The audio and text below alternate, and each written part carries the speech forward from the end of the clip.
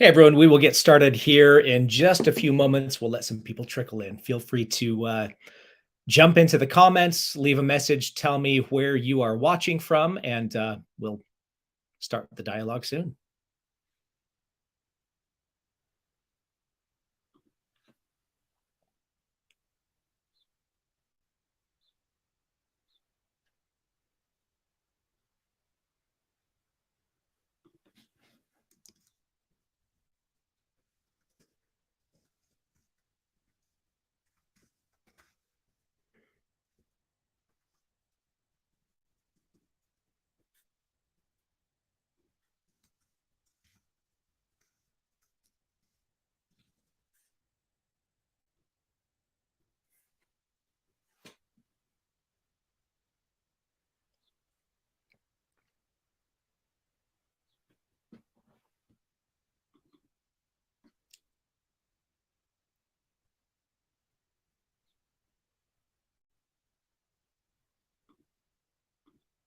There's a familiar face there. Hey, Kyle. Good to see you on.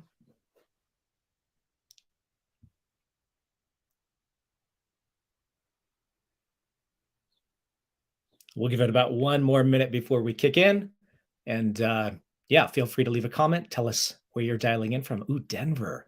Plenty of sunshine. That's a good thing for Denver. Hello from Boston. Hello back from Phoenix-ish. Gilbert.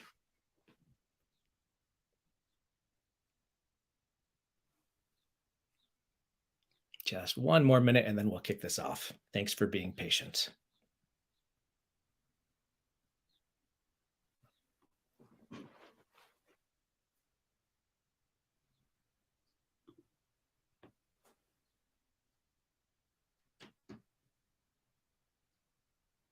Hello out there in Portland.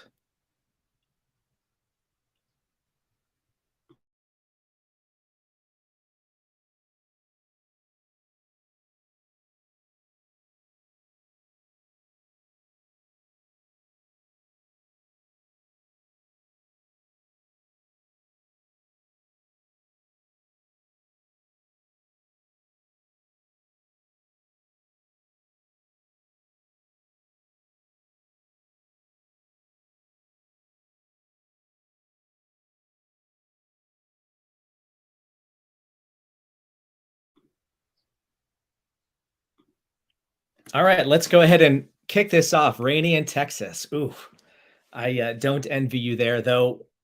Water is always a good thing where I'm at here in the Southwest. Goodyear, Arizona. Perfect. I'm in Gilbert, Arizona, just across the valley from you.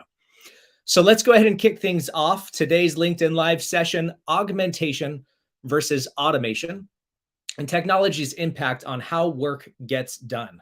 I'll start with a little introduction. My name is Cole, and I am a former teacher turned pre-sales professional.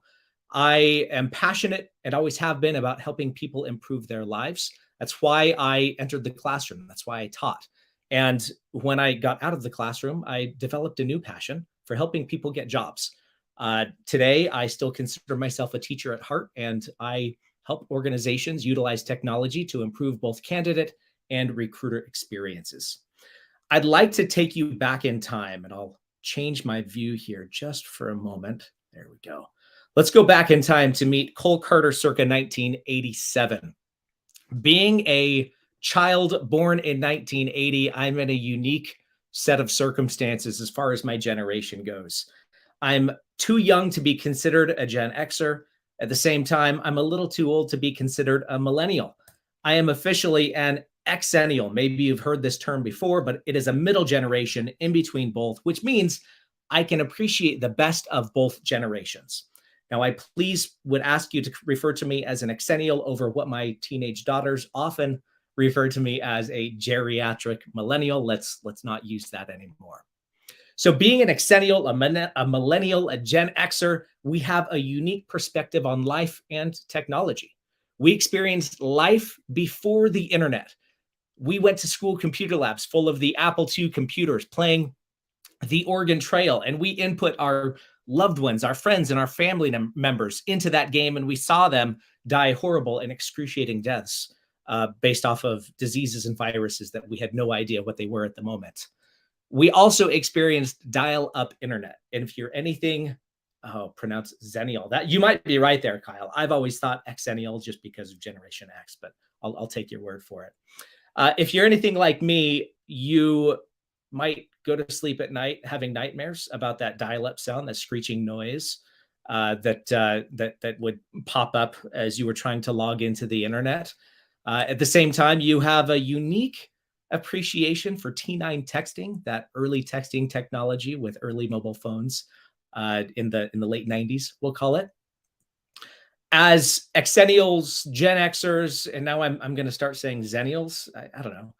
We are typically early adopters of technology. Here's an example of me sitting at a dinosaur of a computer, and I can't help but call out that Alex P. Key look that I've got going on, the haircut, the sweater vest, and yes, that is a knitted tie that I'm wearing here. I know, very impressive. I had quite style, some great style. But if we look at that computer for a moment, this is a giant IBM computer complete with the MS-DOS operating system. This is before Windows for any younger generations out there. And if you look at the bottom of this picture, you might see a little black image there. That's a 5¼ inch floppy disk. And that particular disk has a white, gray, and red label, indicating to me that this was our family copy of the classic arcade game Dig Dug, which means I was not playing Dig Dug in this picture, but I do know exactly what game I was playing. Based on the strategic placement of my hands on that giant keyboard, I was playing Microsoft Decathlon, which is one of the greatest DOS-based games ever invented, and it's what my siblings and I fought over constantly. Moving into the 90s, we understood technology even more. We experienced AOL, Netscape, Juno, the age of the pop-up ad, which I actually forgot about pop-ups and how bad they were in the late 90s until I built this presentation. I built my first website on angelfire.com, which still exists. Angelfire, not my website, fortunately, because it was very bad. I explored Winamp and streaming music online. I actually remember seeing an advertisement in the late 90s of some early home automation software. And this was some technology. It was software and hardware that you could hook your computer up to your home power grid and control the lights in your house with a click of a button on your computer. And with that advertisement, my mind was blown and I was fascinated and started an epic quest for home automation. So I made an investment. Yes, I owned a clapper. Clap on, clap off. It was the greatest thing ever. I plugged it into a lamp into my bedroom and it was pretty cool, but it had some dependencies, things that had to be in place in order to work properly. First, I had to have power. I had to have a working lamp with a light switch turned on. I had to have that clapper device with the light plugged in, as well as the ability to clap twice or 3 times. This was the new and improved version where I could have 2 lamps plugged into it. One was for 2 claps, one was for 3 claps, but I only had 1 lamp in my bedroom. But my hypothesis was, if all of the above dependencies are in place, then I'll be able to remotely use the lamp in my bedroom. Will, I'm going to get to that. I see your comment there. So picture this. I'm lying in bed at night. I am a teenager. I've got my jammies on. I've brushed my teeth. Well, teenager, so maybe I didn't brush my teeth. Snuggled up in bed and 2 claps and the lights go out. I was living the dream. It was amazing. Now, with that context, let's fast forward 25 years and let's compare our childhoods growing up with technology to my daughter, Georgia. She's 8 years old and she is a part of Generation Alpha, which means she only knows life with high-speed internet. She uses Chromebooks to complete tasks for school. She plays online games and understands VR. In fact, she can play VR games with a headset on and not get dizzy. How amazing is that? She also has a working knowledge of smartphones and voice assistants.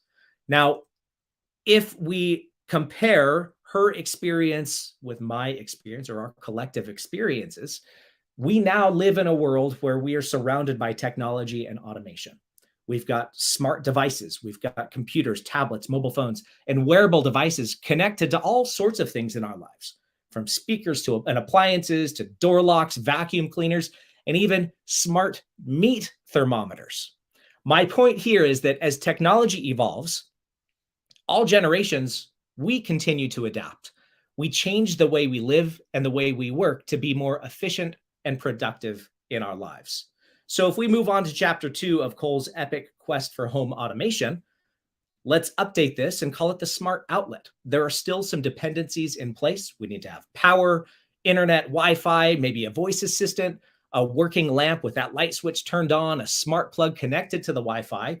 And my hypothesis today is if all of the above dependencies are in place, then I'll be able to automate many of the lamps and lights in my home. So technology has impacted these dependencies over time, but at the same time, I've adapted how I work to pursue augmentation and automation in my daily life. So today's theme, augmentation versus automation. And I'll refer to augmentation as the use of tools, technology, software to enhance human capabilities, not replacing human capabilities, but enhancing. Automation, on the other hand, or full automation, is using technology, tools, machines to complete tasks that would otherwise be done by humans. So let's take a look at some advantages for both as we toggle over to augmentation. Increased productivity. We've got project management apps. We've got Google Calendar with alerts and notifications to help us stay on top of projects and deadlines. We have enhanced creativity, mobile applications, computers with software editing to enhance our creative abilities and create better and more engaging content. We've got improved decision-making with data analytics tools and software, machine learning algorithms to help us understand data to make more informed decisions. And we have increased flexibility, the ability for professionals to work remotely, for us to have these conversations where I'm sitting in Gilbert. I can see you are in New York, you're in Denver, you're in Portland, you're spread out across the United States and in some cases the world, and we can still have these conversations. So we're using software to help augment our human capabilities. As we switch over to automation, also some benefits. Number one being increased efficiency. We can perform tasks, or computers, machines can sometimes perform tasks much faster and with better accuracy than humans, freeing up human times to focus on higher level tasks. We have reduced costs. Replacing human labor with machines or software can eliminate some of those labor costs, improving the quality and reducing the risk of human error to create consistency. And then finally, increasing safety. So performing dangerous tasks like handling hazardous materials without putting humans at risk. So when we look at augmentation and automation, in many cases, augmentation is a precursor or even an early stage of automation. And I've got some visual examples to show. If scissors are a tool that humans use to help cut hair, scissors are an augmented tool to help us be more efficient in cutting hair. One next step beyond the scissors would be the electric hair clippers, right? So we can use clippers instead of having to cut that hair. Now we can take that one step further and shout out to Will who called it out. Yes, we can use a Flowbee, which is a later stage of augmentation on the border of automation. We hook those clippers to a vacuum cleaner. We can cut our own hair, removing the need for a barber. Now, I actually have a Flowbee. I don't use it on every haircut, but I do use a Flowbee, and I am in good company because so does one George Clooney. Another example of augmentation and automation, the broom, the dustpan and broom. It helps humans to pick up dust, crumbs, things on the floor. I've got 4 kids, so I've got lots of crumbs on the floor after breakfast every morning. One step forward in automation or augmentation, we have the vacuum cleaner. Humans still have the ability to push and pull and get things off the floor. We're still doing the cleaning at that point in time. And then as we move closer to automation, we have the robot vacuum. This enables us to set schedules, to map our homes, to connect to the Wi-Fi, and then remotely go and do the cleaning for us. So that's an example of augmentation leading to automation. And my last example here is just human transportation. We walk on our own. We can augment our transportation by using a bicycle. We're still doing the work. We're still powering that bicycle with our legs to pedal and move forward. And then the next stage would be automation utilizing a vehicle to transport us from point A to point B. The vehicle is an automobile and it's automating our transportation. With this theme of augmentation and automation, I'm actually going to borrow some ideas here from the Society of Automotive Engineers. They've got these standard automation levels for self-driving vehicles. It's a 6-level process starting at the SAE level 0, which is no automation for self-driving, even though the automobile is automating our transportation. This is specifically with self-driving. So at level 0, the human is doing all of the work. We are steering, we are braking, we're turning, we're doing it all. All tasks are performed by the human.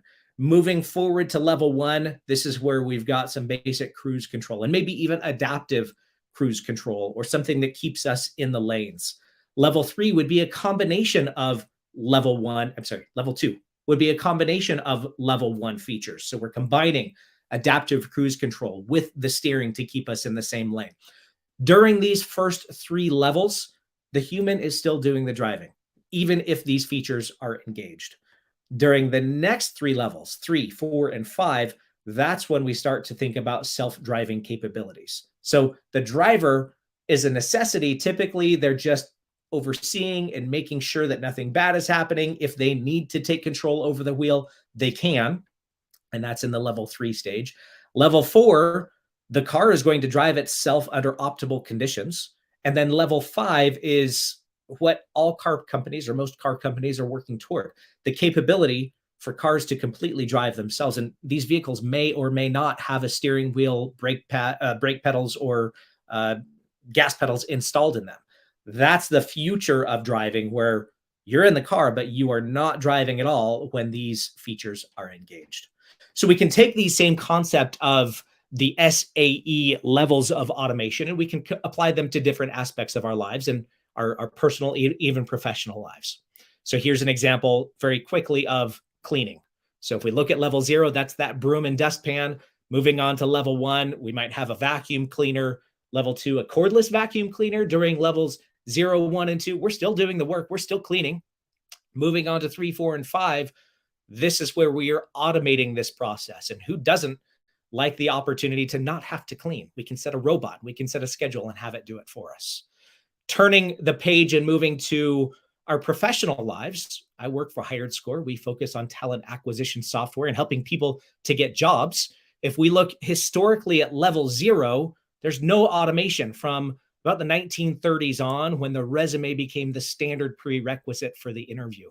Moving forward 60 years into the 90s, we have some technology assistance with the applicant tracking system, career boards, some of those early pieces of technologies that helps to augment recruiter behavior and even candidate behavior.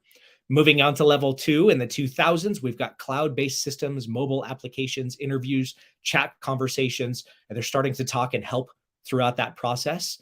Level 3, systems that are connected, that talk to each other, that can perform basic automation rules, triggers, and simple tasks.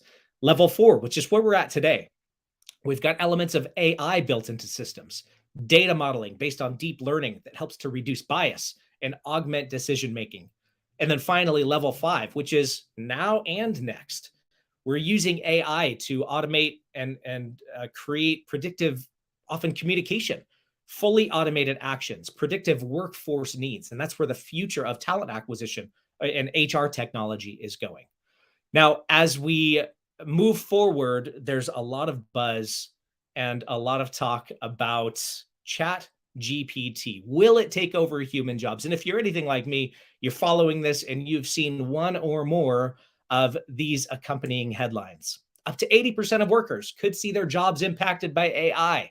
Some workers are worried that Chat GPT will replace their jobs, and they might be right. For-profit AI company argues that its products will automate a vast swath of Americans' jobs. And finally, OpenAI, Chat GPT could disrupt 19% of US jobs. Is yours on the list? Now, keep in mind, these headlines are meant to get clicks. They're meant to get people to read and ultimately get advertisements and create revenue. These ads or these headlines really only tell part of the story. as we look deeper and we look into the research from OpenAI, we understand that what this really says is 80% of the US workforce could have at least 10% of their work tasks affected by something like a chat GPT. This means, and I see this as a good thing, chat GPT could help to augment the way that we work. At the same time, maybe 19% of workers might see up to 50% of their tasks impacted. And chat GPT, the future of AI, sure, it could take and replace some jobs, but that's not different from anything we've seen in the past. If we look at the telephone operator, there are jobs that existed before that they aren't around today, and the human spirit will continually adapt and adjust to this technology. And finally, this might be a spoiler for some. This is from Fishbowl, which is a social media site marketed to working professionals. They did a study that came out in January of this year saying that 43% of professionals have already used AI tools, including ChatGPT, for work-related tasks. And almost 70% of those 43% are doing so without their boss's knowledge. So if my boss happens to be on this call today, I may or may not have used some elements of ChatGPT to help me create this presentation. So that's rounding this out. We'll talk about some additional automation use cases in multiple industries. Historically, manufacturing, interchangeable parts, the assembly lines, they revolutionized how the modern world was built. We've got retail automation, online shopping, drone delivery, self-checkout, the grab and go technology, even marketing automation with targeted messaging and the rise of the CRM software. And then finally, I think there's still, and this is happening now, and there are still many opportunities for automation in healthcare. Trends in safe process automation to reduce errors and improve patient and treatments and experiences. So wrapping up today, I would love to hear everyone's thoughts on automation. If you're on the live chat right now, let's hear where you think automation is going to take your role or your industry. As always, please react and share, like, support, celebrate, love, laugh, etc. Connect with HiredScore, follow, and stay up to date with what we're doing with artificial intelligence and automation and helping recruiters and HR team leaders' lives. And then finally, let's continue the dialogue. If you're watching this on demand or a recorded version of this video, leave a comment. Let's hear your thoughts on automation and its impact on our daily lives and our professional lives. Thanks for the time, everyone. Good to see everyone and the chat going on in the sidebar.